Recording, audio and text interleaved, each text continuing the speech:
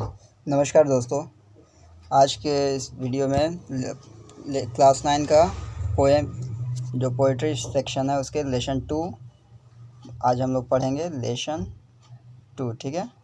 हम लोग पढ़ने वाले हैं ऑन हिज ब्लाइंडनेस, मतलब अपने अंधापन पर, ठीक है, जो लिखा गया है जॉन मिल्टन के द्वारा, ठीक है। तो चलिए शुरू करते हैं। John Milton was born in Brady Street, London on 9 December 1608।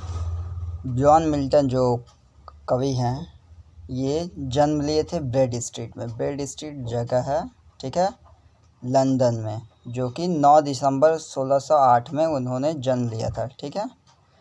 He was well known Puritan poet of 17th century, यानी 17वीं शताब्दी के वो बहुत ही नैतिकवादी कवि के जाने माने कवि थे, नैतिकवादी कवि थे, ठीक है। नैतिकवादी कहने का मतलब कि बहुत सारे नियमों का पालन करने वाले, ठीक है, मोरालिटी को फॉलो करने वाले कवि थे। It is widely acknowledged that he is lost his eye sight but develop his insight to the maximum. बोल रहे हैं कि ये ज़्यादातर स्वीकार क्यों किए गए, क्योंकि जिनकी आंखें चली गई थी, जो दृष्टि थी वो चली गई थी, लेकिन अपने अंदर उन्होंने अंतर्दृष्टि को डेवलप कर लिया था, ठीक है। He composed L'Allegro and Il Penseroso Comus in 1634 and Lycidas in 1637. His great epic poem Paradise Lost 1667 and Paradise Regained along with the play Samson Agonist were his highly thoughtful and everlasting creation. ये जितने भी इनके work हैं, इनके जो compose किए गए ये सारी रचनाएं हैं, इनको याद रखिएगा, एग्ज़ाम के पॉइंट ऑफ व्यू से बहुत ही इम्पोर्टेंट है, ठीक है। ये जो कि हाईली थॉटफुल रहे हैं, जो इन्होंने क्या, उनके पास दृष्टि नहीं थी, वो अपनी दृष्टि बहुत ही कम उम्र में ही खो बैठे थे। मतलब अपनी आधी ज़िंदगी भी उन्होंने नहीं बिताई थी अभी कि उससे पहले इनकी दृष्टि चली गई। तो उसके बाद ही इन्होंने ये सब इतने अच्छे काम किए। तो ये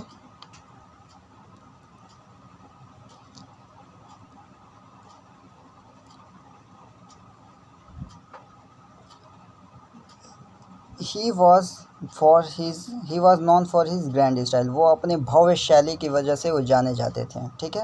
on his blindness is a Petrarchan sonnet. देखिए पेट्रार्कन सोनेट किसको कहते हैं, इसमें 2 पार्ट होता है। पहला होता है पेट्रार्क सोनेट क्या होता है, ये 14 लाइन का, ये समझ जाइए कि पोएम टाइप का होता है, छंद जिसको कहते हैं, या फिर आप दोहा टाइप का होता है ये, ठीक। तो इसको सोनेट कहते हैं, जो कि 14 लाइन का होता है। और पेट्रार्कन सोनेट का कहने का मतलब कि फर्स्ट लाइन क्या होता है, 8 लाइन का होता है, और अगला सेकंड जो स्टार्ट होता है वो 6 लाइन का होता है। जो 8 लाइन का जो होता है उसको ऑक्टेव कहते हैं, और जबकि जो 6 लाइन का होता है उसे सेस्टेट कहा जाता है। देखिए ये 8 लाइन वाले को ऑक्टेव कहते हैं और 6 लाइन वाले को सेस्टेट कहते हैं, ठीक। This sonnet deals with the mental condition when he was deprived of his eye sight. ये जो सोनेट है उन डील करता है, यानी उनके बारे में वर्णन करता है कि उनकी जो मानसिक स्थिति थी जब उन्होंने अपने आई साइट को खो दिया था और इनसाइट को, अपने अंदर की जो दृष्टि है, जो अपने दिल से, जो अपनी आत्मा से उन्होंने जो डेवलप कर लिया था वो चीज़ जो अंदर, जो सोनेट ये है उनके मेंटल कंडीशन को डील करता है, व्याख्या करता है, जब वो डिप्राइव हो गए थे, ये वंचित हो गए थे। डिप्राइव मतलब होता है वंचित। किससे वंचित हो गए थे, तो आई साइट से, ठीक।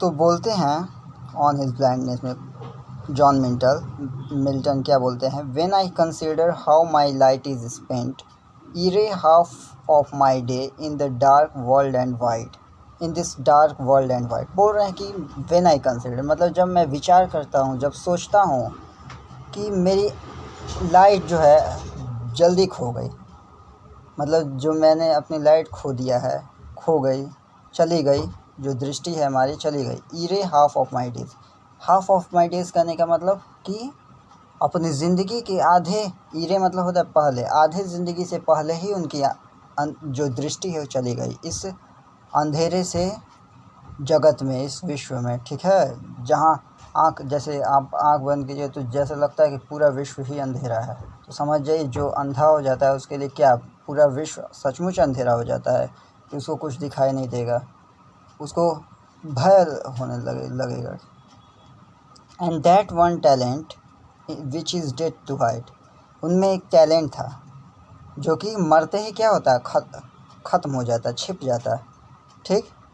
उनकी दृष्टि ख़त्म हो तो वो उस पर विचार करते हैं कि अगर मैं, मेरे अंदर जो टैलेंट है वो क्या होगा, मरने से ख़त्म हो जाएगा। लॉस विथ माई यूज़लेस, और ये क्या है, यूज़लेस है। दो माई सोल मोर बेंट, हालांकि मेरी जो आत्मा है वो क्या है, बहुत ही मुड़ी हुई है, ठीक है। To serve there with my maker, जो मेरे मेकर हैं, जो मेरे भगवान हैं। And present my true account lest he returning chide, मतलब बोलते हैं कि यदि मैं कुछ यहाँ से करके नहीं गया तो क्या होगा, भगवान मुझे जाऊँगा जब वहाँ पे तो मुझे डांटेंगे, ठीक। तो मेरा मन सोचता है, ठीक है। Does God exactly labour light denied, मतलब भगवान को अगर मैं इससे मेहनत ही करवाना था तो मेरी आंखें छीन दी, मतलब जो दृष्टि है क्यों छीन दी, ठीक है। I fondly ask but patience to prevent, लेकिन मैं क्या फॉन्डली आस्क करता हूँ, फॉन्डली मतलब प्रेम पूर्वक पूछता हूँ भगवान से, लेकिन क्या सब्र के साथ, जो कि मुझे बचा रहा है, ठीक है।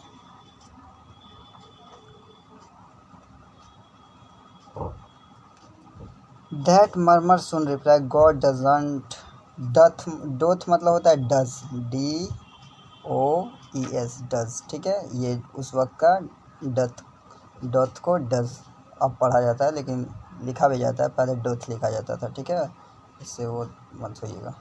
द मर्मर सुन रिप्लाई, तो धीरे धीरे उनको जवाब मिलता है कि God doesn't need either man's work or his own gift, भगवान को किसी की ज़रूरत नहीं है, ना ही आदमी के कामों की आवश्यकता है, ना ही उसके गिफ्ट की, कि उसका क्या गिफ्ट लाया मेरे लिए, इनको कोई चीज़ से नहीं। Who best bear him mild yoke, they serve him best, बोल रहे हैं कि मिल्ड योक मतलब होता है कि जैसे जानवर को देखे होंगे, जैसे बैल को देखे होंगे, उसके ऊपर 2 लाठी गर्दन पे टांग दिया जाता है, फिर भी क्या वो लोग मेहनत करते हैं, वो क्या करते हैं, उनको अच्छा से करते हैं, ठीक है। हिज स्टेट इज़ किंगली, उनका जो स्टेट है, राज्य है, वो एक, वो भगवान क्या है, राजा की तरह हैं। जहाँ 1000 एट हिज बाइडिंग स्पीड, की मतलब बाइडिंग मतलब होता है ऑर्डर करना, बुलाने पर क्या हज़ारों लोग दौड़े चले आते हैं। एंड पोस्ट और लैंड ऑल्सो विदाउट रेस्ट, और इतना मतलब बिना रेस्ट के ही सब क्या सब उनके दौड़े चले जाते हैं। They also serve who only stand and wait, और वो भी उनकी सेवा करते हैं, जो भगवान उनकी भी सेवा करते हैं जो बैठे खड़े रहते हैं या फिर वेट करते हैं, ठीक है। तो